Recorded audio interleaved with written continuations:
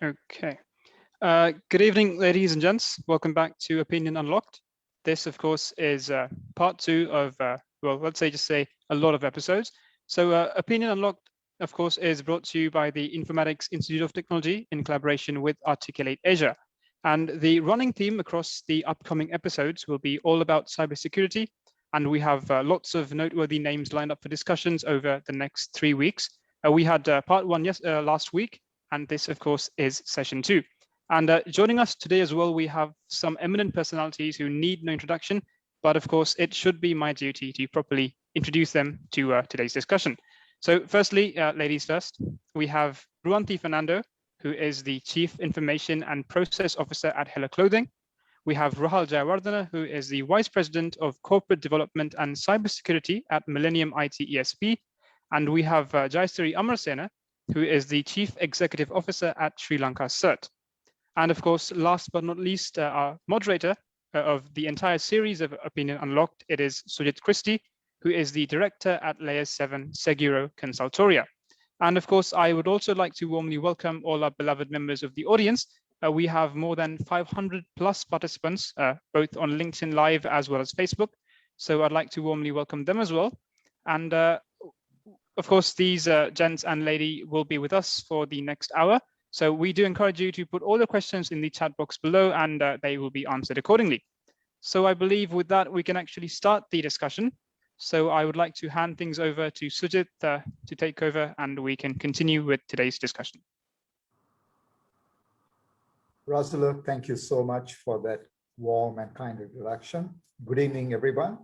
And first and foremost, I would like to welcome the panel. Thank you for being here.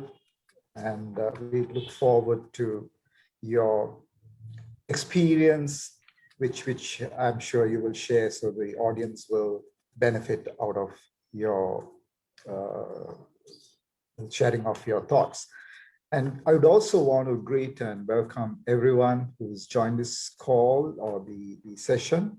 And I mean, at least on this Zoom call, I can see we have people joining from different parts of the world. So welcome to all of you.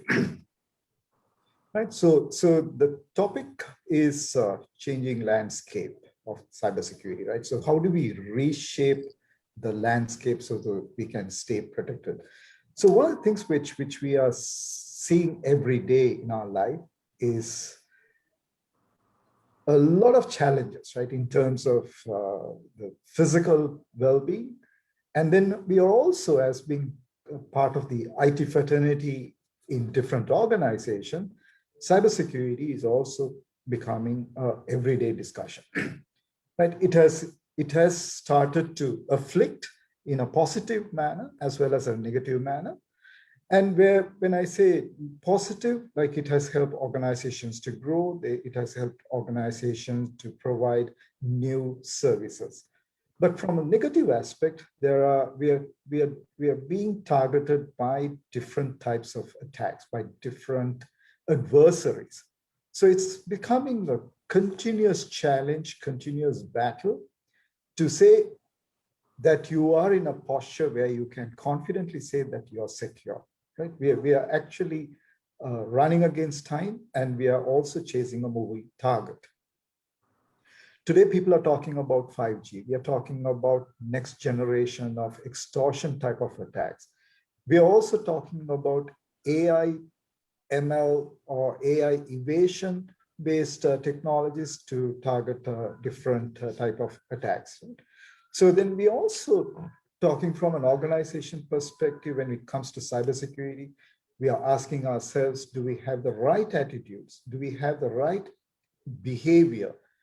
When we talk about employees' awareness, knowledge, then we are also talking in the context of communication. Are we communicating enough in terms of saying, okay, what is that we need to be doing in order to secure the landscape? And not last, not but the least, but we are also talking about being responsible, right? Who's going to be responsible? Who's going to be accountable? I just want to quickly share a thought which I just came across from the SANS Institute. They have done a survey very recently and a research recently. They're highlighting three things. They're saying time is the top challenge, right? Time is becoming the top challenge. And they're also saying it is not the budget. But some of you may agree, some of you may disagree, especially when I talk about the budget, because we don't have, as security professionals, we don't have an unlimited budget to protect our environment, right? So that's been always a challenge, right? Then we are also talking about awareness program leaders lack, and also the soft skills in terms of communicating technical or cybersecurity related information to the top management. And last but not the least, we are also talking about alignment. Is cybersecurity well aligned with the business priorities?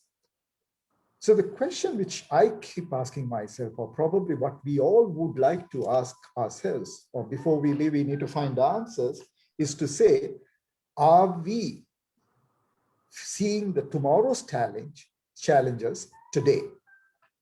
Right? Are we seeing the tomorrow's challenge today? Right? So with that, I just want to quickly, go to Mr. Jasiri and ask this question. Right? Globally, we have seen a lot of threats. Like we've been hearing a lot of cyber attacks. And even yesterday, right? I mean, there was an emergency patch which Microsoft released. Now, in that context, what do you see the landscape for cybersecurity in Sri Lanka, or ideally for this region, right? Since we have an audience from the region as well, so if you can broad base your response, it'll be great. Over to you.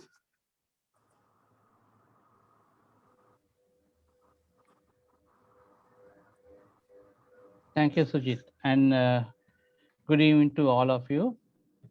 Sujit, I will first talk about our own cyberspace. We are now, there were attacks. I'm not referring to web defacements, which are occurring almost daily, but there are other attacks being taken place. They are taking place as well as these, what I fear is the silent attacks, where you don't know that your adversary is inside you. Now, as Sri Lanka CERT, we work very closely with our partners like Indian CERT, German CERT, then the threat feeds coming from places like Shadow Server. We see a lot of activities, malicious activities within our own networks. What we have identified is there are two cases here. One thing is our own IPs, our own infrastructure being probed and sometimes being attacked by the outsiders. But the second dangerous case is our IPs being used by third parties to attack other countries' infrastructure. Now, Sri Lanka CERT is working very closely with all the ISPs. We provide them with information whenever we get it from our counterparts. But the biggest problem we have is most of the IPs that are being reported, they are from the dynamic pools of the ISPs. And by the time we get the information and by the time it goes to the ISPs, it's very difficult. There is a technical challenge in identifying the devices that have been connected to this IP. In some cases, ISPs have reported to us saying that they have found the clients who are using this, but the client is clueless about what is happening, which means that the malicious activity or the adversary residing in those machines are active without the knowledge of the client. This is a very dangerous situation where, if you think of it, our own digital infrastructure being attacked, as well as our IPs, it's like using the land of Sri Lanka to attack another country. So it's a very critical situation. From the recent incidents, our main worry is the ransomware. Because for others, we have a way of identify them, and there are indicators which shows us that there is going to be an attack. But for unfortunately, there is no 100% solution for preventing ransomware. It's only the good practices for you to adopt, which will prevent these attacks, as well as not only that, your recovery process. So I see this is the, we are now trying to build a threat landscape picture for the country, as well as in the region. We are working closely with India, and what the news that we have got is, or the information that has been released to us, is they are also facing the same threat, even to a greater extent. But again, another thing is, we also know there are certain groups. Now, if you take the web defacements, they are nothing compared to what the group activities are. We know that there are some groups targeting us, and we have identified those, and we are building certain information regarding these groups so that we can take them through diplomatic means to the international community. Sujit.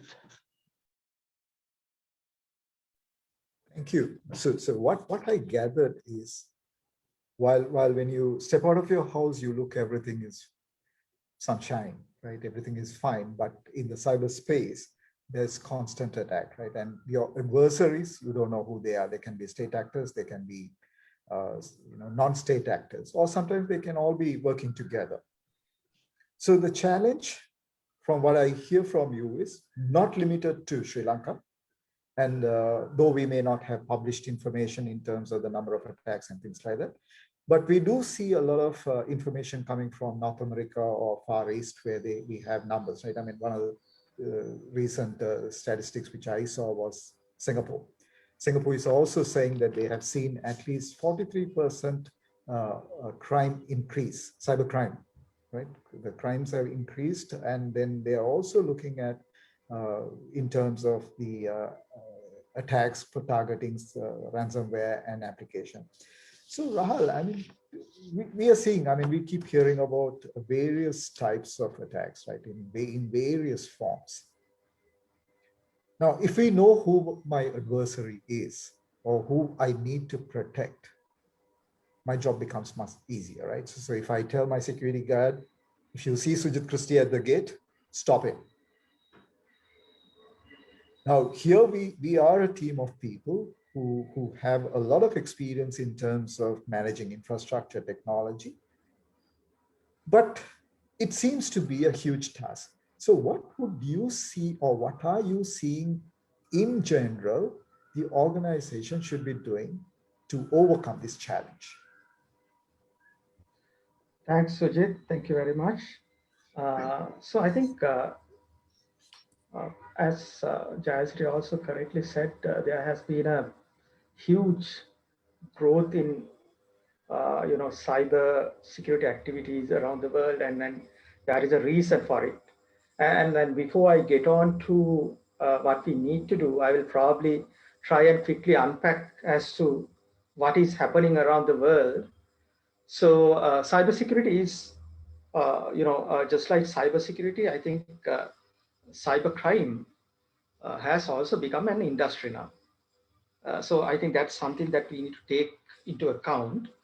It's a profit-making industry, and during the last 2 years, I think there has been a significant transformation in this industry, in the cybercrime industry as well. So if you basically look at why I say this is, it's very important for us to understand where this is coming from, what is behind the theater, the security theater, which basically helps us to devise better protections, better strategies for ourselves as well. So behind the theater, what had been happening was, we had a kind of a black swan event, right? Nobody expected COVID-19. Everyone was taken by surprise, and there was panic, right? There was a lot of panic. And what happens is, when we get panicked, we lose our ability to reason as well. So this is one thing that happened. Then the lockdowns happened. The businesses were closing, the companies were shutting down, and people had to work from home. They had to basically access critical information in their corporate environments. They basically went into a completely unprotected territory, right? And no company was prepared for this. So this is the second reason. So what this essentially did was it increased the entire attack surface and also created a lot of soft targets around the world. So this is the second scenario. The third one was a lot of businesses went bust as well, right? So there was economic catastrophe taking place. A lot of people lost their jobs, lost their livelihood, and they had to find something to survive. So this is the third scenario. The fourth scenario, as Jayasri also correctly said, cyber crimes, the technology actually helped transform a certain type of cyber crimes as well. As I said before, it's an industry. So things like ransomware. So there had been a kind of an increase of 400%, according to the reports, of ransomware attacks during the last 18 months. And out of this 400% as well, if you dig little deep into it, 2/3 of these ransomware attacks followed a certain model. We all heard of this term called ransomware as a service, right? So we talk about a lot of as a services now. So ransomware is also available as a service. So what that essentially means is, even without the knowledge of coding, cybersecurity, or IT knowledge, anyone can become an affiliate of a ransomware as a service and start subscribing to them. They will give you a set of tools, they will give you a set of targets. You just have to basically follow their instructions and do what they tell you to do, and you get a commission out of all the ransoms they collect. So 2/3 of all ransomware attacks happen in this model. So this is a very dangerous situation. So now let's try and connect these 4 dots, right? We had ransomware as a service on one side, easy technology for the attackers to leverage and attack. Then we had thousands, hundreds of thousands of people who have lost their livelihood looking for jobs, right? On the other side, we had a kind of an expanded attack surface because people were working from home, and also soft targets because they didn't have the corporate defenses on the other side. And lastly, most of these people were in panic. They lost their sense of reasoning. So these are ideal situations, right, that the hackers can't ask for anything more. So this is, in a nutshell, this is what had been happening. So to give you a very crisp answer to your question is, what we need to devise, what we need to do as corporates, we need to first understand what is happening. We need to get a deeper understanding of the motives, the actors, the threats, the countermeasures, all of those things. And then we have to basically devise a strategy. And we'll talk about this strategy in detail in a little while, Sujit, how we can do that. Sure, Rahul. I'll come back to you on the strategy part. So you actually broke this down into a very clear 4-point analysis, right? So you're pointing to 4 different things which is actually contributing to it.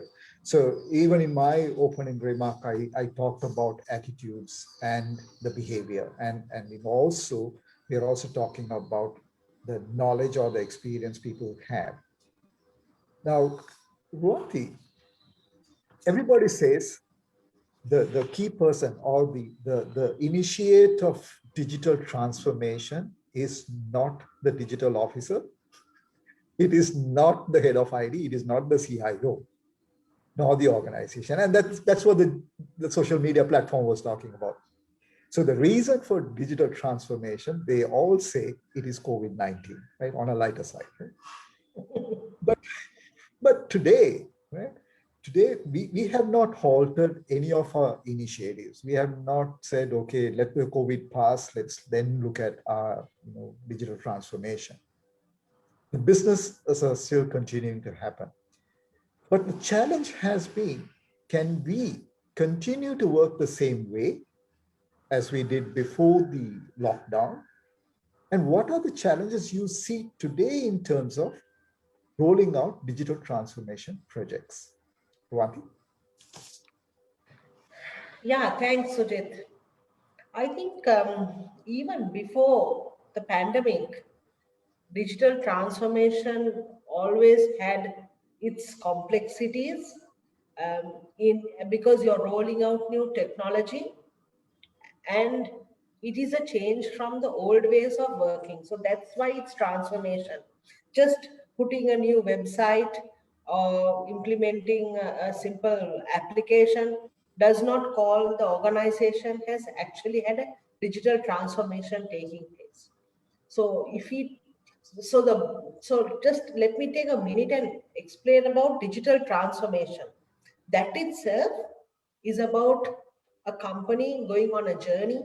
It's not that you have really ever come to the end of the journey, a journey which may have multiple stops.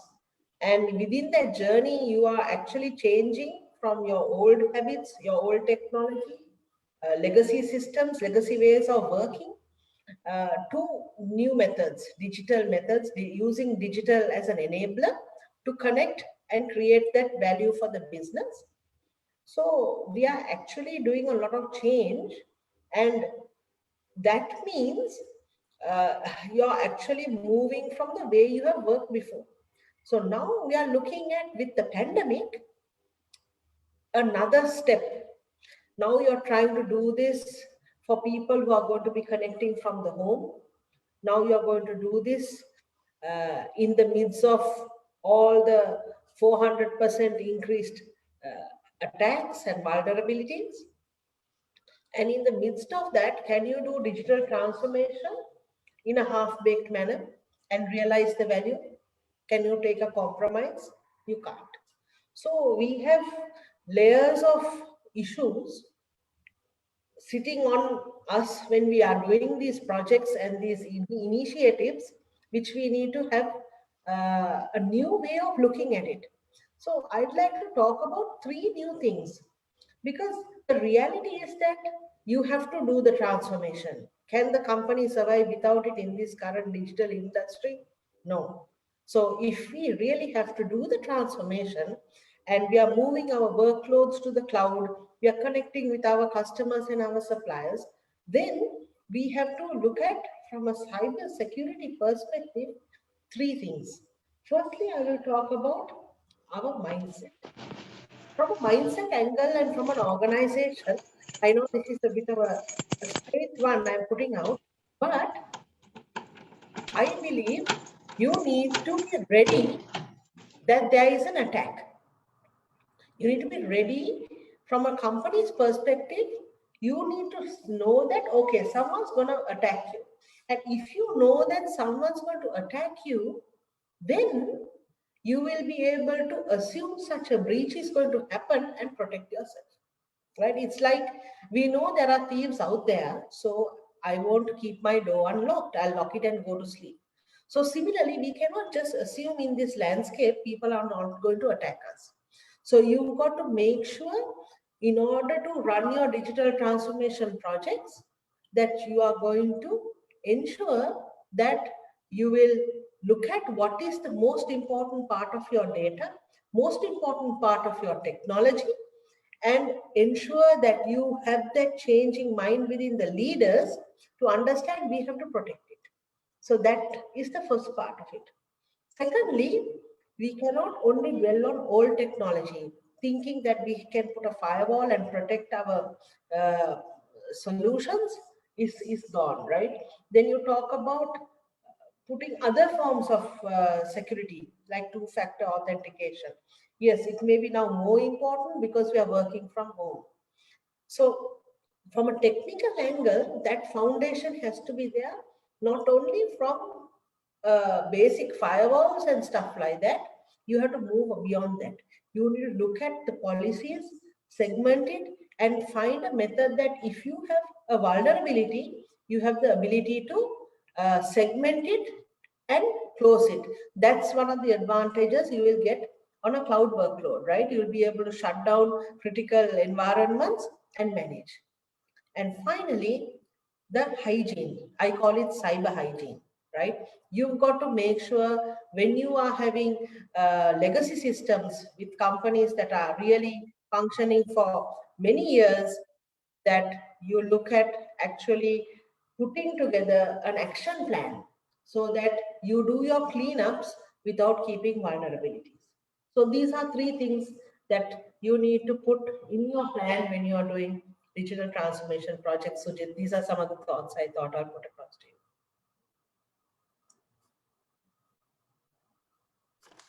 you. Ranti, you said it well, right? 3 points. And what I liked is you touched on something we had it as a closing remark from Asela Waidyalankara in our first episode, cyber hygiene. Okay. Right.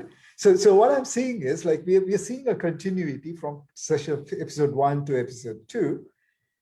And some of those points which we couldn't discuss is now getting discussed, right? So we are connecting the dots.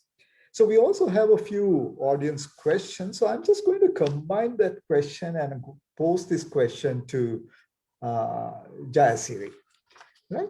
So the question I have for you is, stemming from what Rahul talked about, he spoke about 4 things, right? He spoke about ransomware, he spoke about crime as a service.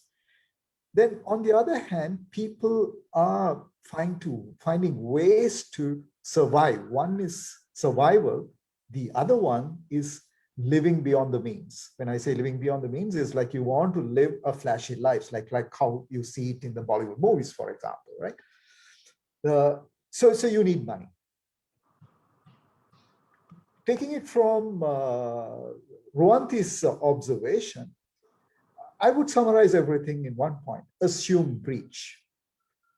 Right? So we need to assume that we have breached, and we are looking at multiple, attack surfaces. Right? It's broader. Now, before the pandemic, everybody is in one office. You have a firewall. Every device is connecting within the network. So if I were to protect, I had to protect only that particular environment. So I had one office. I had to just worry about that. Today, if I am a 10,000 large organization, if all these 10,000 people are going to be connecting from anywhere in the world, I've got 10,000 mini offices, satellite offices, so to say, right? And these people might be connecting over a period of time at any point in time, right? So how will I know? Thankfully, the lockdown probably gave a little relief for the security professionals because people were not traveling. Now, I know Rahul used to travel a lot. Ruanti, you travel a lot. I'm sure, Jayasiri, you also travel a lot as part of work. Right? Today, you're in Colombo. Tomorrow, you're in Bangkok. The next day, you're probably in Germany. So now, how do I, track each of these users traveling from this one? So probably one of the good things, the blessing in disguise for this lockdown and COVID-19 is that we are all in one place. So it actually saved us a lot of time. So the question, Jayasri, to you is, we have multiple attack surfaces, and we are also seeing nation states, and some of them are probably 2-3 steps behind somebody else, and we can't actually identify who they are. How do we as countries address this? And I think Asela also mentioned in our previous discussion, collaboration, and I think Europe is also insisting that we need to talk about collaboration amongst countries. So I would leave that question to you for you to answer. How should companies look at protecting themselves from the adversaries, nation states and non-nation states? Jayasri, over to you. Yes, Sujit, the situation is not that simple. It's very, very complicated. We talk about nation state, we talk about APTs, non-state actors, all those. Firstly, some of these I can see this is there in the chat also, the term rogue nations, right? The term is sort of a relative term, where a rogue nation to one country could be a friendly nation to another. But from what we have gathered up to now and my experience from the industry, I don't think that we are right now capable of handling APTs or any groups that are specialized on various industry sectors, for example, financial sector. But in case you need to assume that you are being targeted, not because you are in that industry, it could be a sort of a general attack from any of these groups. But I wish to mention that there are limitations in handling these cross-border situations. And the well-known thing is the Budapest Convention. Then the United Nations has launched an initiative to address the situation where the countries will collaborate, organizations will collaborate in trying to prevent these attacks and trying to handle the post-attack situations. As far as our organizations here in Sri Lanka is concerned, we have the public and the private sector, but it's very unfortunate, as you correctly said, the security professionals do not enjoy a good budget to put all these security in places. But one thing we can do is we have to make people aware of the threat. It could be a simple threat, it could be as a complicated or a complex threat as the APT. Another thing is, even in Sri Lanka, we are talking about the sharing of information between the countries. But even in Sri Lanka, how many of us are sharing what has happened within your own organization?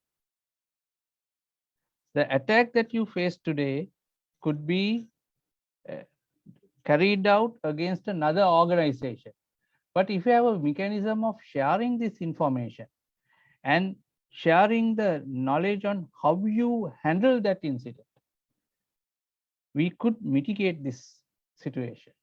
But unfortunately, because companies do feel that if you expose this information, it could challenge their credibility, this information do not come into surface. And as a result, another company suffers. So what, as Sri Lanka said, we are trying to do is to share this information without sharing the say the organizations. We can openly share the experience, right? Then if we can do that and we get together and share this information and knowledge, there are mechanisms being put in place. Because if you see the recent discussions of world leaders like Russia and USA, and then the response by the Chinese leader, they are all centered on, if you look at carefully, the cybersecurity. So this has come to the top because we believe the next war will be carried out not physically but in the digital domain. Now, countries like Estonia, Ukraine, they have faced this situation. In our own country, we still do not have any sort of regulations, or that they will be put in place where the organizations, could be companies or other organizations like the public organizations, are forced to provide this information so that it can be shared or it can be analyzed and see what the threat is. Then there is another dangerous trend. Now we are talking about APTs, and APTs are being probed, or there are certain studies being going on for identifying their tactics, all those. But the trend now is that you are leaving, you do an attack, and then you are leaving behind some evidences to point that attack to a third party. So when the investigators come, they will not find the correct person, but they will accuse a third party. So this is also happening. So we have to be very careful. We are now dealing with IPv4. We have a massive amount of information. With the IPv6 coming in, that could increase significantly, so that keeping the archive, keeping the history of what has happened will be a massive challenge to ISPs. So analysis, the post-incident analysis will be very difficult, but there are technically there are research and development going on how we can handle this. And right now, this is one of the technical challenges that we face on how we can harness this information, how we can store this information. So what I am saying is, let us build the security culture among our organizations that will at least prevent attacks to a certain extent. Right now, people are not worried about it in certain instances. You won't believe the amount of complaints that we get, not only from general public, but also from professionals, even the IT companies in the field, about cybersecurity attacks. But when you drill down, it points to a simple, maybe a misconfiguration. And one of the things that we are looking at is the insider attack. This is also is in the increase. Probably a system administrator forgot to remove the credentials of an employee that has left the company. These situations have actually happened. So we need to have policies. We are always looking at a technical solution, but there are things that we can do before the technical solution. Let us put the policies in place. Let us put the guidelines in place. And there has to be a mechanism for enforcing the guidelines. Right now, we don't have that, but in time to come, there will be a legal framework to back this enforcement. Thank you. Sujit? Yeah, thank you. And you touched on several things, right? And very interestingly, you said today when we talk about a rogue state, we think, okay, X country. Now, you brought an interesting perception, right? It could be a friend of somebody else. Or when an attack is launched, you start the investigation, but then your traces are pointing to somebody else who has probably nothing to do with the attack. So Ruanti, I'm just coming to you, stemming from all what we've heard till now. Jasri also mentioned about the importance of the policies, right? Amongst all policies, every organization, especially you've been in the audit and we've been in the audit together working for the Big Four, right? And one of the things we always look at is, do you have a business continuity plan? Right? So we always ask that, and people will say, yes, I have a business continuity plan. Do you want to read it? And they'll probably go to the cupboard and produce a bounded document. And it continues, right? And sometimes they may even do a DR drill, and they may not even look at the document, right? So the team which does the drill may not be looking at the documentation. But this is a question I've been asking everyone, right? Every one of them, and I would want to ask this specifically from you, right? You held different roles in different organizations, right? So you've been part of you headed the IT for automobile companies. You held the key positions for logistics companies, and today you're also holding a very key position, which is going to be very soon a very global, large organization. You're part of a supply chain, right, as an organization.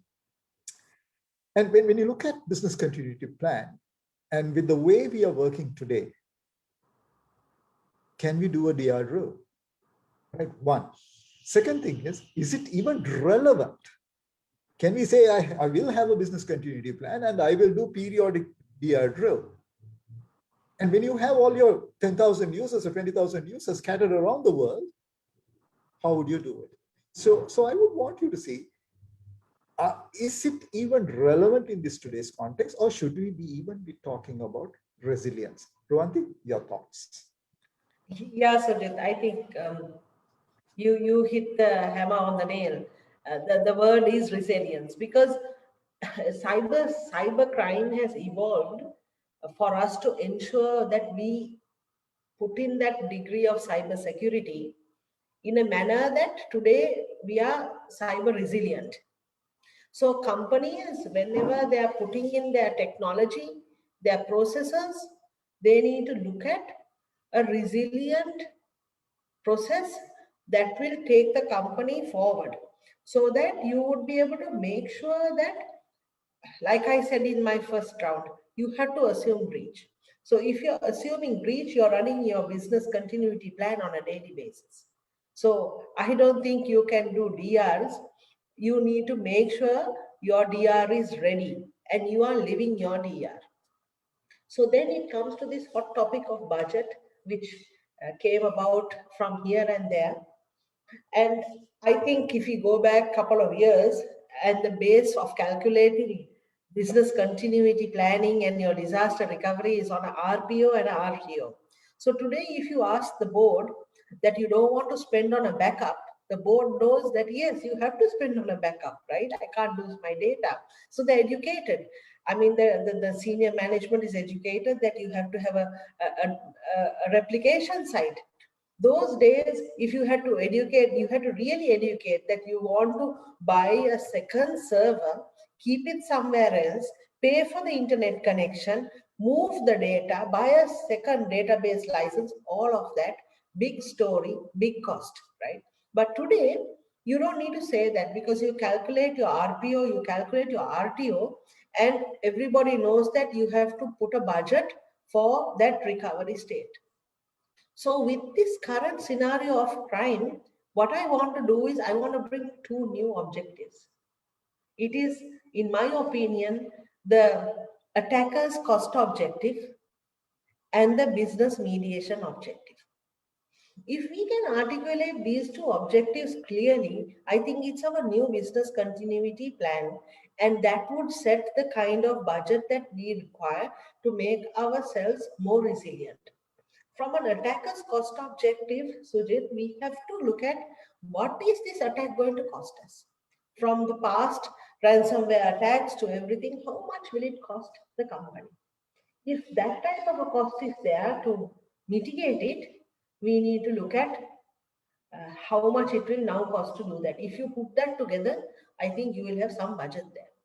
Then from a mediation part, in many cases, it takes much longer to mediate the issue, and sometimes that communication is far more detrimental than the kind of attack the company went through, right? So when you talk about how you will put your communication out and how that communication goes out, there should be a plan towards that. But you can put a cost to it. If you don't handle that part properly, why is your company going to end up? Under those 2 points, I today call upon two new objectives that we have to put under our cyber resilience, and plan not only the communication of who to contact in the case of a pandemic, plan how this cyber communication is going to go out. So those are the things that we need to work on. Ruanti, I like the calculation part of it, right? So what, in essence, what you're saying is, when we initiate a project, when we conceptualize the project, we need to start thinking from a resilience perspective, right? We are talking about high availability all the way through. And at what point in time will you really need to invoke your business continuity plan? That is where you need to be looking at. So it's a lot of rework, right? So you cannot continue the whole way, right? We need to go back to the drawing board and start looking at the things which we have and what we need to remodel. So that brings us to a very interesting stage, Rahat, right? So we've heard the assumed breach, we've looked at the business continuity, but what I would like to hear from you is, what should the organizations be doing? I'll just want to give you a few pointers for you to reflect and respond to. Right? In our episode 1, Parakum actually mentioned about the insider threat. Right? So Nisa also was agreeing, saying that the insider threat is also on the rise. Now, when we say the insiders, they're not physically inside, but they are employees, but somewhere else, right? And going back to Jayasri's point, the employee may be used as a pawn to compromise your network. So looking at assumed breach and ensuring a resilient organization, what should the organization consider in putting together a robust strategy that will ensure not just survival, but optimal top line and the bottom line? Rahan, over to you. Yes, Sujit. So yes, I will start with the insider threats, and I think we need to first of all look at it in a very broad perspective now. So the corporate boundaries have almost dissolved during the last few years, and so there's very little demarcation of insiders and your collaborators in the ecosystem. So we need to talk about ecosystems now, because we are not doing business on our own. It's not only our employees, it could be the subcontractors, other external parties that we, kind of exchange data, right? Who will give access and get access to our data as well from time to time. So we need to look at a broader ecosystem and design security around that ecosystem. So that's the first response I wanted to give to insider. So insider is still very predominant because of the access levels different people have. But it's not just the employees. When we say insiders, whoever has privileged access to it, your information, your assets, could be considered as insiders. Then I think what we need to do is we need to build our strategy. As I said before, we need to change. It's high time that we change our strategy and the stance as well in security. So what we usually do is the traditional kind of way to look at the security strategy is to look at your crown jewels, your assets, the impacts those assets will have, and the vulnerabilities they have, and probably the threats exposed to. So this is the risk model that we work on. But the situation or the landscape is such that we need to kind of tilt our focus more on the motives, the actors, the threats and countermeasures more. And gaining deep understanding around those will definitely help us to devise our strategy as well. So in security, I always use this very simple model, right, to build a strategy. So there are things, the strategy basically encompasses three main things: what we think, what we do, and what we use, right? The principles of the strategy is what we think. Then the operations and governance is what we do. Technology, tools, skills, competencies, all that is what we use to implement the entire strategy. So if you look at it from that perspective, I would advise organizations to build the strategy on 4 principles, and you touched upon some of them. Zero trust is something that is going to drastically improve our security posture within an organization. Assume breach, I think this is extremely important because a lot of our decisions will alter based on this. Because usually what we think is, okay, we devise this entire strategy based on a stance that we will probably not get compromised. But if we basically assume breach and ask ourselves the question, okay, tomorrow, what is the first thing that we will do if our customer database gets breached? Do we have an immediate answer to that? If you don't have, then we have not assumed breach. So that is also a very important thing for us to ponder. Then building situational awareness, meaning we need to know what is happening around us and what is happening within us in real time. Build that situational awareness. And lastly, I would always encourage organizations to build their strategy on the basis of survival of the fastest. Today, the world is not of a survival of the fittest, but the fastest.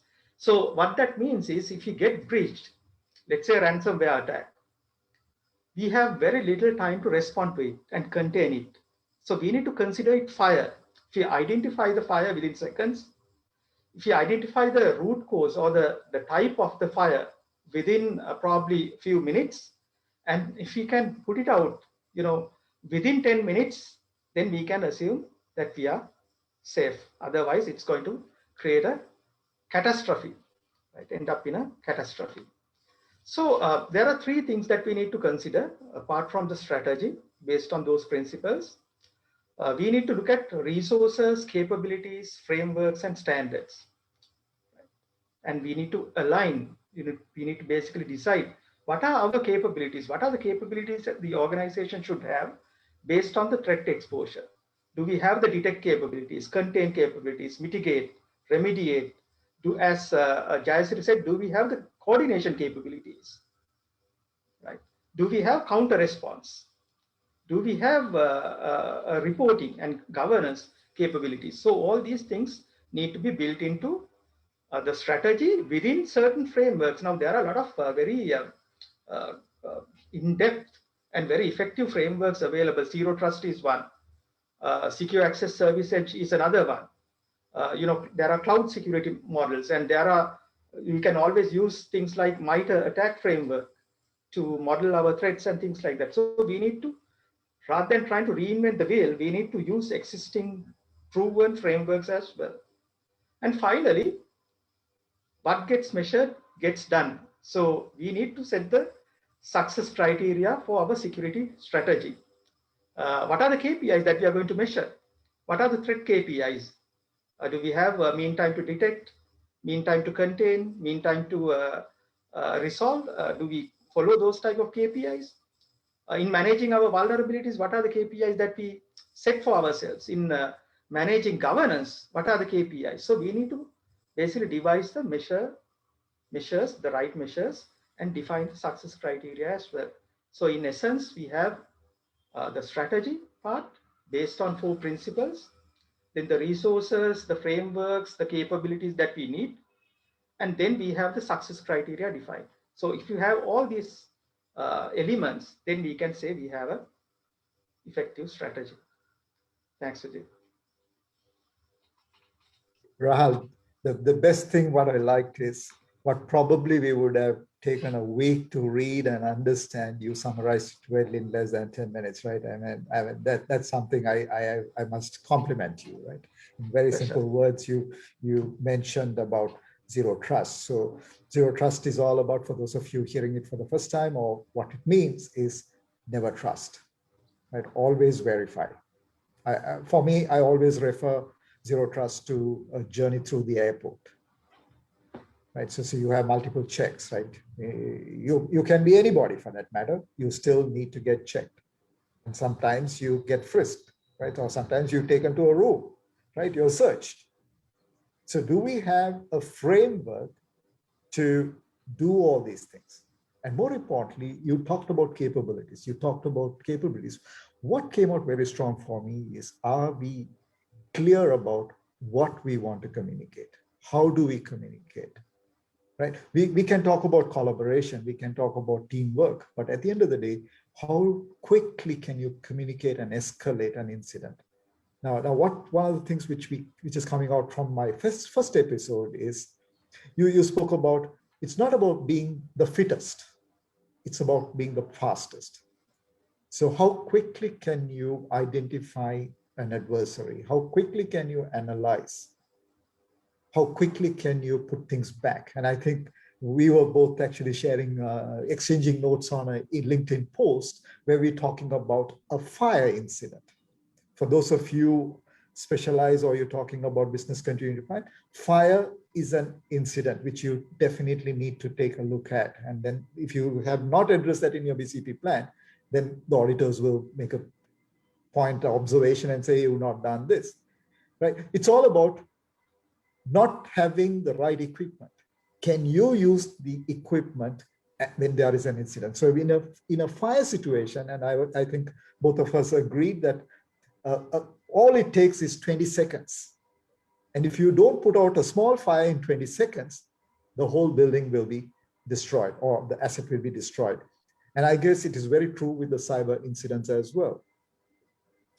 So, and I think I'm seeing another question. Okay, are we talking enough or are we doing enough in terms of addressing cybersecurity at the highest levels in the organization? And I must say, right, and today several boards in Sri Lanka have at least got people talking about it, right? We've got a long way to go. But the boards understand only one thing. They understand dollars, they understand rupees and cents, right? What is in it, right? Like for us in IT, we understand binaries, right? So it's a yes or no. So it is very important for us to communicate to them in a language which they can understand. So it is very important to have that KPIs very clearly defined, right? So we are about a minute to wrap up this session. So in closing, right? So I want to start with Ruanti and in the reverse order, right? Ruanti, Rahal, Jayasri, what is that one thing you want the audience to take away from today's session? Ruanti, over to you. Okay, so the one thing I want you to take away with you is to be cyber resilient. I think be resilient when you make your decisions. And if you include that cybercrime is out there and build your technology around it with all the frameworks, then I think you're good to go. Rahal? Sujit, I will tell you a very brief story. We all know this story about the two men who were running for their lives from a hungry chasing tiger, right? One man said, there's no point in running away from a tiger. We will never outrun the tiger. And the other said, friend, I'm not trying to outrun the tiger, but I'm trying to outrun you, right? So the cybersecurity is also like that. Absolutely. This is something that we need to understand. We should never be the soft target. So it's not only our posture, but our posture compared to others, right? Are we a softer target for the adversaries? So don't be the soft target or the softer target. Thank you. Jayasri? One takeaway.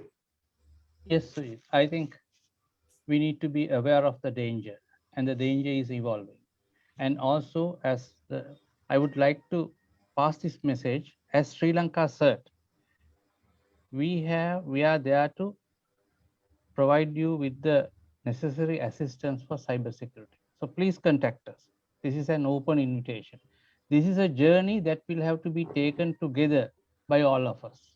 So let's join hands and take this journey. Thank you. Thank you. Thank you. So my takeaway, right? My takeaway from this session, you got to be the fastest, you got to be the fittest as well. Resilience.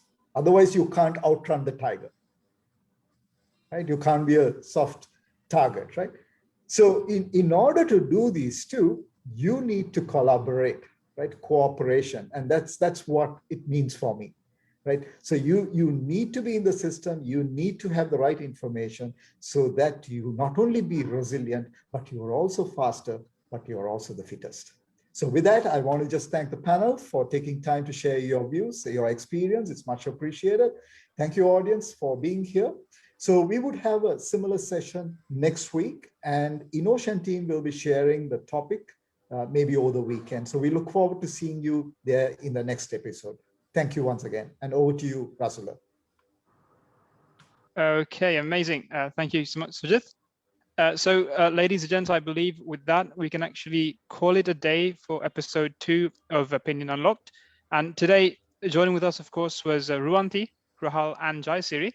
And I'd like to make this a moment to thank all three of you for being a part of today's show. It was truly a pleasure to hear these words from you. And of course, we went through ransomware as a service, cyber hygiene, insider attacks, and assuming breach. And as mentioned by Rahul quite quaintly, survival of the fastest, which is now the new trend. And of course, parting thoughts given, of course, by these three individuals. Of course, last time I mentioned what was said by Asela, treat your password like a toothbrush, keep changing it. And of course, our advice to all our viewers today, be cyber resilient, do not be a soft target, and be aware of the danger. So as mentioned by Sujit, we will be seeing you once again next week. We will be sharing the links and all the details in due course. So please stay in touch, and you can, of course, join us for next week's episode as well. And I believe with that, we can actually call it a day. And stay safe, not only from cyber attacks, but we still have the virus out as well. So stay safe, and hopefully we will see you safe and sound next week at this time as well. So with that, ladies, gents, good night, and stay safe.